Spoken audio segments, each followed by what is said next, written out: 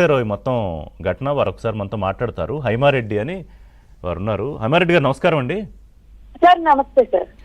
ఏం జరిగింది అంటే ఆ టైంలో మీరు ఎక్కడున్నారు, ఈ యాక్సిడెంట్ ఎలా జరిగింది, దాని గురించి ఒకసారి యాక్చువల్లీ నాకు చెప్తారా? పుట్టపర్తిలో నాకు కొంచెం పర్సనల్ వర్క్ ఉంది సార్, పుట్టపర్తి జిల్లాకు సంబంధించి. ఓకే. అక్కడికి వెళ్ళాను సార్. ముందు రోజు నేను వస్తున్నాను సార్, ట్రాఫిక్ జామ్ అయిపోయింది సార్. నేను ఏమైంది అని అడిగితే మేడం అక్కడ ఏదో బస్సు కాలుతున్నట్టుంది అన్నారు. అనేసరికి నేను గబగబా ఏదైనా హెల్ప్ అవుతుందేమో, పోలీసులు వచ్చారా రాలేదు అని నేను గబగబా దిగి వెళ్ళాను సార్. యాక్చువల్లీ వెళ్ళేసరికి అక్కడ బస్సు తగలబడిపోతుంది, కొంతమంది ఏడుస్తున్నారు సార్. ఇంకా చాలా మంది చేతుల్లో మొబైల్స్ సార్, సెల్ ఫోన్స్ తో వీడియోలు తీస్తున్నారు సార్. ఎవరైనా పోలీసులకు ఫోన్ చేశారా అంటే ఒక అబ్బాయి రెస్పాండ్ అయ్యాడు, మిగిలిన వాళ్ళు ఎవరు రెస్పాండ్ అవ్వట్లేదు. ఒక పక్కన వర్షం, వాళ్ళ ఫోన్లు తీసుకుని నేను దేనికైనా కాల్ చేద్దామంటే హ్యాంగ్ అవుతుంది. ఒక అతను మొబైల్ ఇచ్చాడు పాపం, అది హ్యాంగ్ అవుతుంది. నేను మళ్ళీ గబగబా నా ఫోన్ దగ్గరికి వచ్చేసరికి లక్కీగా ఏంటంటే నేను డిపార్ట్మెంట్ లో వర్క్ చేస్తున్నాను కాబట్టి నాకు ఆ నెంబర్లు ఉన్నాయి సార్. ఈ కర్నూలు ఎస్పీ గారిది అండ్ ఎస్బీ ఇన్స్పెక్టర్ గారిది. నేను వెంటనే కాల్ చేయగానే ఫస్ట్ రింగ్ కే లిఫ్ట్ చేశారు సార్. సార్ ఇక్కడ ఇలా ఉంది పరిస్థితి, నా భయం ఏమీ లేదు సార్. లోపల ఇంకా పెద్ద ట్యాంకర్ ఉంటది కదా సార్, అది పేలిందంటే ఇదంతా బ్లాక్ అయింది సార్. అంటే మీరు ఫస్ట్ చూసేటప్పటికి ఇంకా బస్సు పూర్తిగా మంటల్లో ఇంకా మంటల్లోనే ఉంది సార్, ఇంకా కాలుతుంది సార్, పెద్దగానే వస్తున్నాయి సార్ మంటలు. అప్పటికి ఎంతమంది ఉన్నారు హైమారెడ్డి గారు బయట మీరు వెళ్ళేటప్పటికి? బయట అంటే అప్పటికి ఒక 6గురిని కారులో పంపించడం జరిగింది సార్, ప్రైవేట్ వెహికల్ లో. అందులో పాప కూడా ఉంది. ఇంకా బయట ఉన్నారు, ఏడుస్తున్నారు సార్. నాకైతే ఎవరికైనా అంతే కదా, బ్రెయిన్ అంతా స్ట్రక్ అయిపోయింది. ఏదోటి చెయ్యాలి అనేది. కాకపోతే లక్కీ ఏంటంటే నేను పోలీసులకు ఇన్ఫార్మ్ చేస్తే వాళ్ళు ఏదైనా చేస్తారని ఫైర్ వాళ్ళు వచ్చి ఆఫ్ చేశారు. ఫైర్ వాళ్ళు వచ్చి అదంతా ఆఫ్ చేశారు సార్.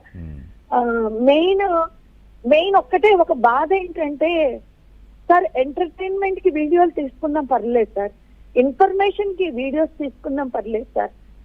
శవాల మీద చిల్లరేరుకునే బ్యాచ్ సార్, అప్పుడు కూడా వీడియోలు, సెల్ఫీ వీడియోలు తీస్తున్నారు సార్. ఇది మన ఫ్యామిలీకి వస్తుంటే ఏంటి అనేది ఒక్కసారి ఆలోచిస్తే ఇలాంటి పనులు చెయ్యరు సార్.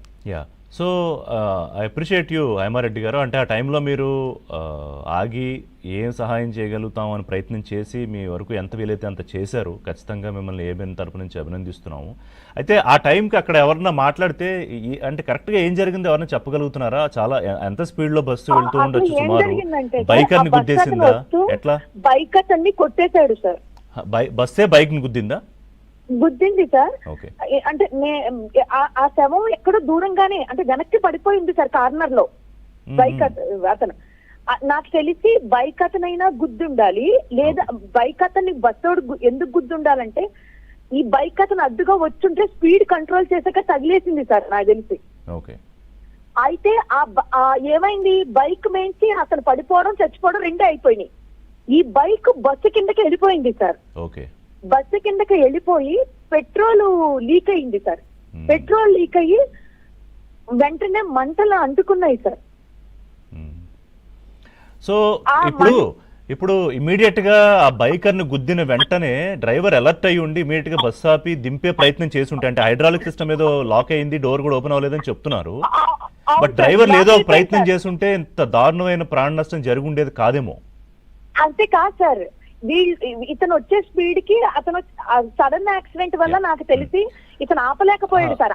హైమారెడ్డి గారు ఒక్క నిమిషం మిమ్మల్ని హోల్డ్ లో పెడతా, కలెక్టర్ గారితో మాట్లాడదాం. జిల్లా కలెక్టర్ గారు సిరి గారు ఉన్నారు. సిరి గారు నమస్కారం అండి. కలెక్టర్ గారు. కలెక్టర్ గారు, మేము వీఆర్ ట్రైంగ్ టు, అంటే బాధితులకు కానీ మిగతా వాళ్ళందరూ మనకు ఫోన్లు చేస్తున్నారు. So you're the right person. అంటే మేము అక్కడ వీళ్ళని రిపోర్ట్ చేస్తున్నాం, కానీ ఎగ్జాక్ట్ గా ఏం జరిగిందో కొంచెం చెప్పగలుగుతారా మేడం?